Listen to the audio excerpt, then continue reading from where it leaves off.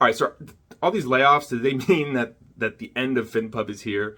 Is the sky in fact falling? I've been getting hit up constantly in text and direct messages, emails, like, guys, stop. Like, the world's not ending. And the people who are saying that it's ending and who are freaking out are missing some major context on what is happening here. And so let me just run through kind of the 5 things that I see that are impacting kind of the layoffs we've seen in the last few months, why we have seen the size and amount of layoffs that we've seen, why media spend is down, like all that kind of stuff real quick, just because the world's not ending, the future is bright, the short term is difficult, but let's just run through it. First and foremost, right, like, you remember what happened when COVID started?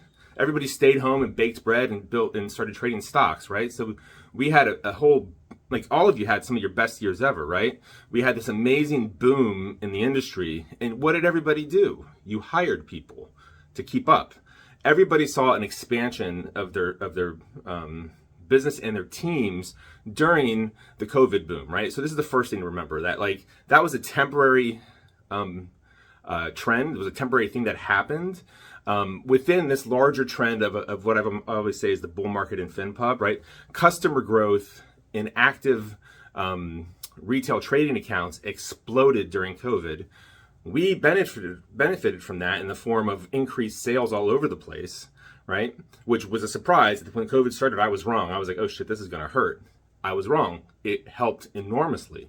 But that explosion in account growth, that was an increase in account growth.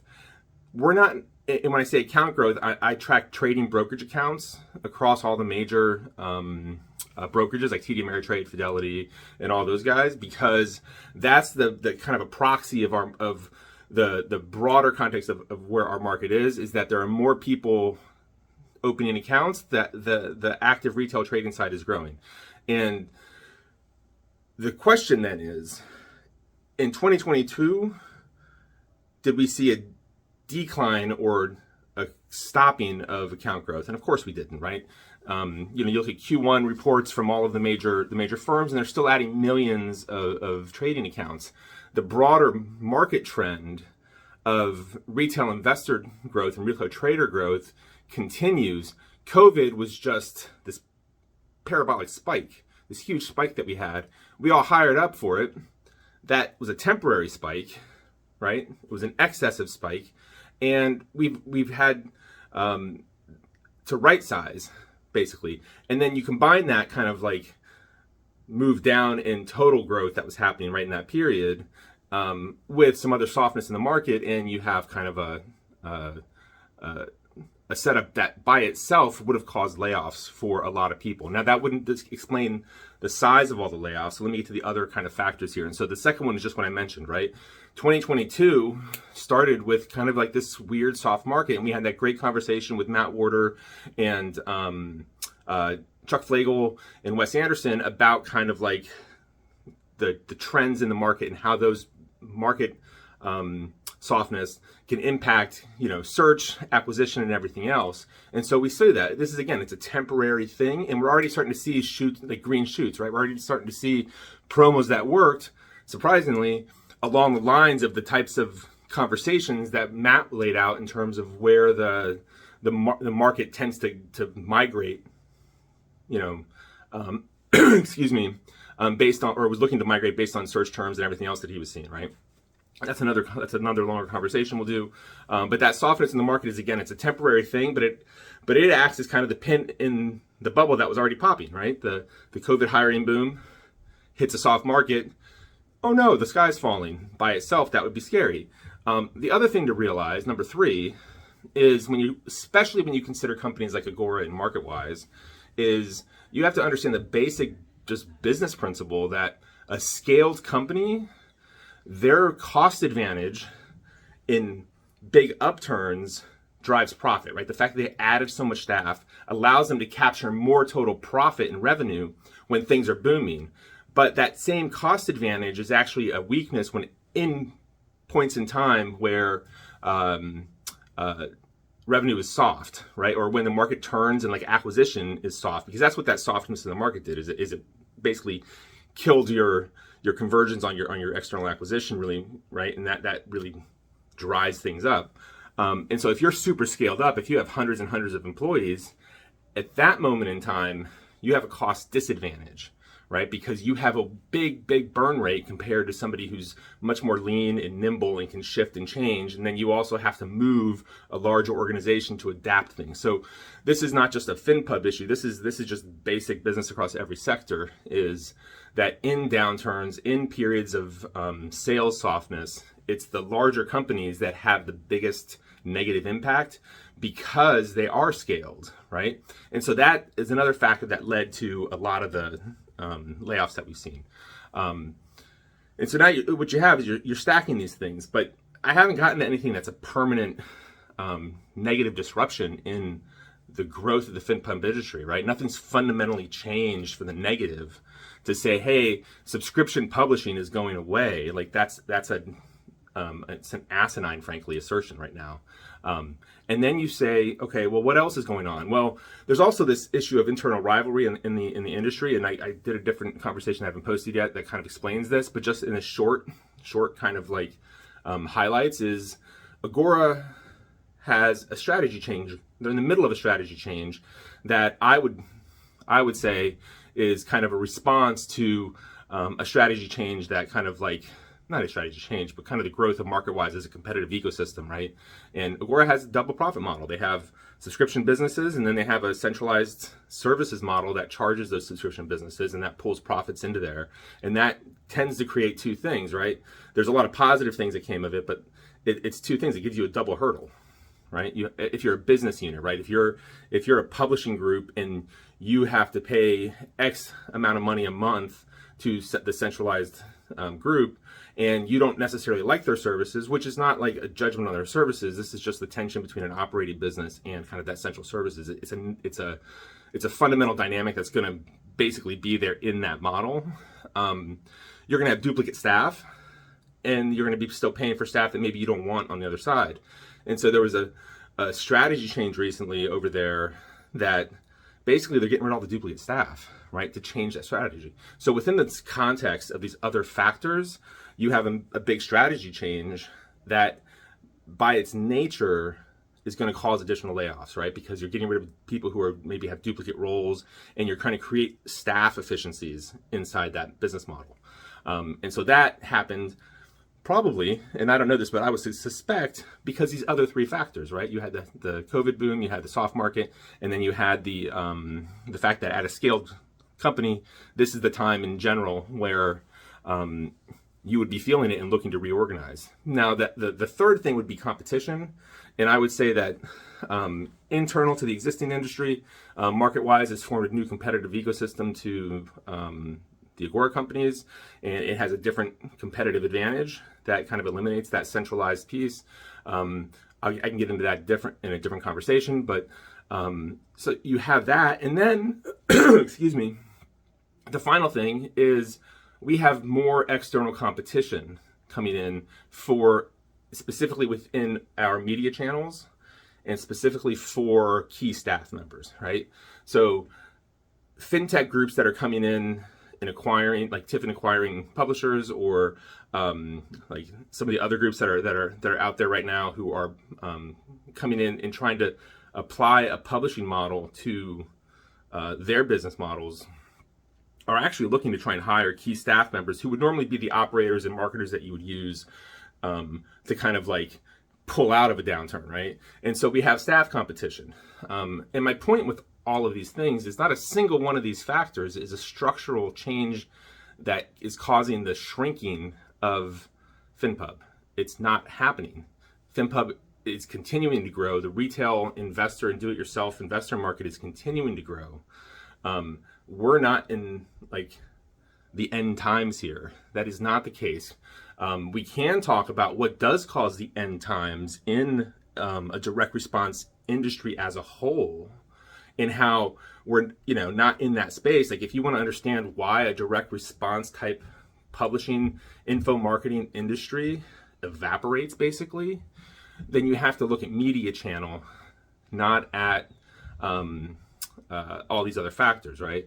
And traditionally, if you go back through direct mail, you go back to infomercials, you go back to, heck, you go back to the early 2000s with invest tools. This is probably the best example I could use to kind of explain this principle. Is invest tools was the 800-pound gorilla before Agora was the 800-pound gorilla, right? They were doing what, 93 million a quarter at their peak, a quarter, selling education and trading tools and signals, right? But their marketing model was they did a lot of local advertising to drive you to an in-person event at a hotel, right, for free, and then they pitched you. And they pitched you education, and that education would teach you how to use their trading signals, right? So all of your stock market investing information was predicated on using their tools, which are sold on subscription. So it's a beautiful model. But the marketing piece, right, relied heavily on newspaper advertising and hotels and radio, right? And so when I talked to Ross and a couple of other guys who were part of who founded it and sold it to Thinkorswim, they were saying you couldn't do that marketing model anymore. That business model devolved and disappeared, and the specific reason that it disappeared was the shrinking and disappearance of their media channel, right? So newspapers shrunk, right?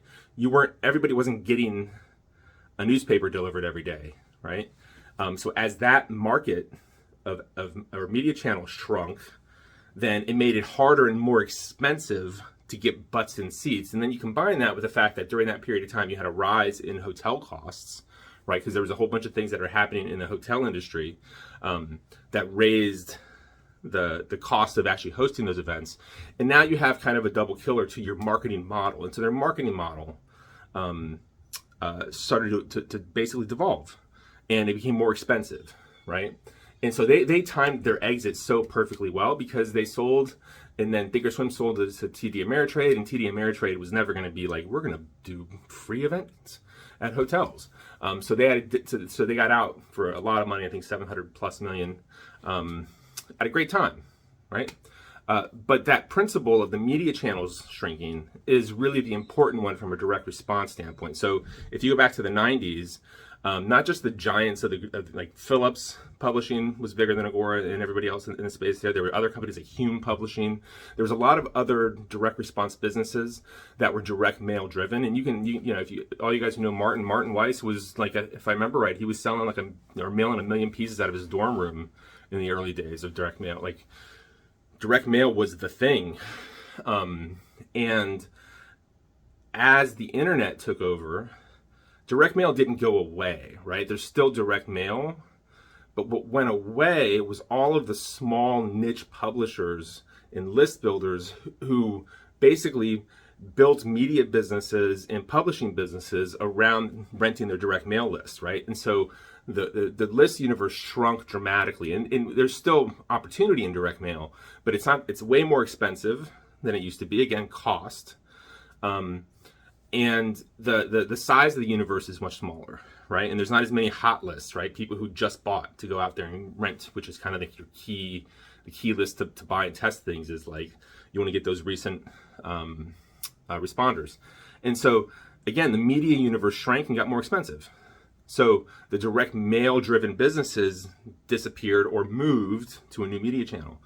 Infomercials, right? Like, we got some great guys here in the FMS community who were some of the best infomercial marketers ever.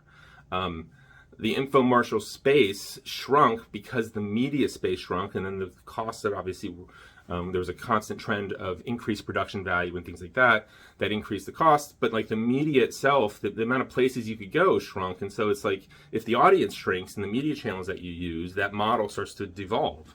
And so those kind of things are the things that actually kill direct response industries, right? It's the disappearance of media channels, and so, or the complete increase in costs, and usually a combination of the two because they kind of happen together. And so the digital environment is a different animal though, right? The digital environment is fundamentally different in the sense that individual channels in like the ad platforms, right? That's a perfect example, right? They are dominant. Like they can be the thing that kills us in the sense that if they get too expensive, if they don't take your offers, which are things that we've seen. This is a part of what makes the softness in the general market suck, is that you also have this increase in problems from the major media platforms that are our acquisition sources for most external. And that, even if you don't acquire, by the way, from Google and Facebook yourself and some of these other, like the big ad networks, it still impacts you because that's how names are brought into the universe. And so if you're renting names from an email list provider, like that value chain is still starting in these big ad networks often, in a lot of times. So but the other part of that is, you have this aggregated media space in that disaggregates, and you have all this kind of like other channels.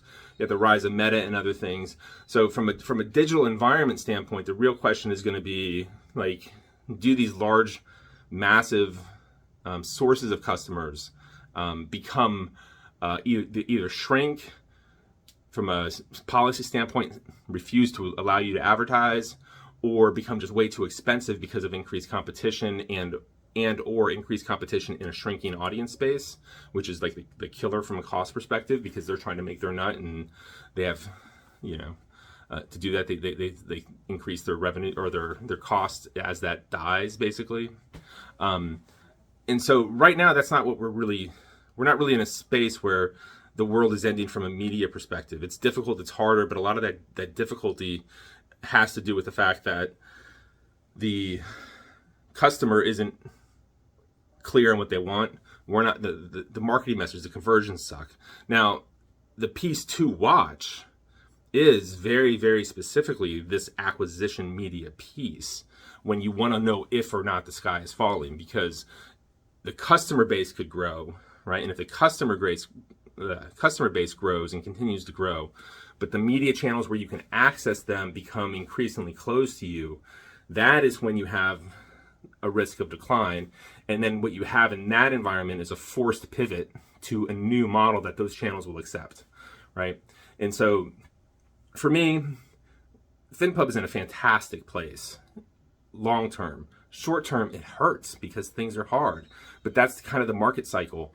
And so when you have people who are out there and they cite like, oh, these people laid this many people off, these people laid this many people off, everything, this is a terrible place to be. It's like, okay, well, you're either stupid or ignorant, frankly. Like, you have to look at the entire context of what's going on.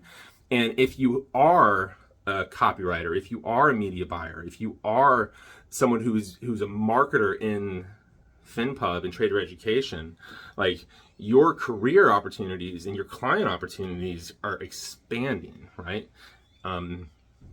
Right, because we're having new entrants and new types of competition coming into the space, new people who need copy, who need conversion funnels, who need media buyers, right? So we're seeing like this growth in the overall competition in the space.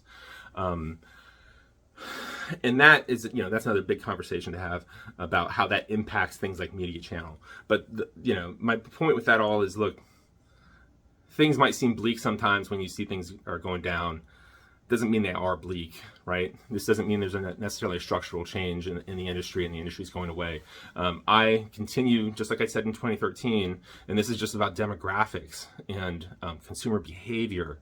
Like, we are in this is going to be a large bull market that is going to continue to grow for, I think, another 20 years. The size of 15 years at the minimum, maybe. And a big driver of that is, again, the digital transformation that's happened, combined with the fact that the millennials just turned 40 last year and are just starting to get into their active investing and savings years. Like, as they haven't come into our market yet, right? And you're like, oh, they'll never come into our market because they'll never do this. Well, like, our market isn't like a newsletter. There hasn't been a newsletter, frankly. I mean, the fact that we use the phrase newsletter is kind of ridiculous, right? Because, like, you have a membership website. You don't have a newsletter. You have a membership website. The customer base continues to grow, and the largest generation in history is moving into the period of time in their life, because we have a life cycle driven business in a lot of ways, that people enter our market at certain points in their life, right? because they start to save and think about investing in retirement at certain points in their life. We have the largest generation in history moving into that phase of their life over the next 10 years, right? So this is a huge growth period of time. And that's at a time when just the way that information around investing is consumed and how decisions are made have been in transformation because of technology, right? And then you have so you have all these things. So the sky's not falling in FinPub. Just wanted to put that out there. I don't need another message from somebody else who's telling me John, the world's ending. What are we going to do? And it's the world's not ending. Okay.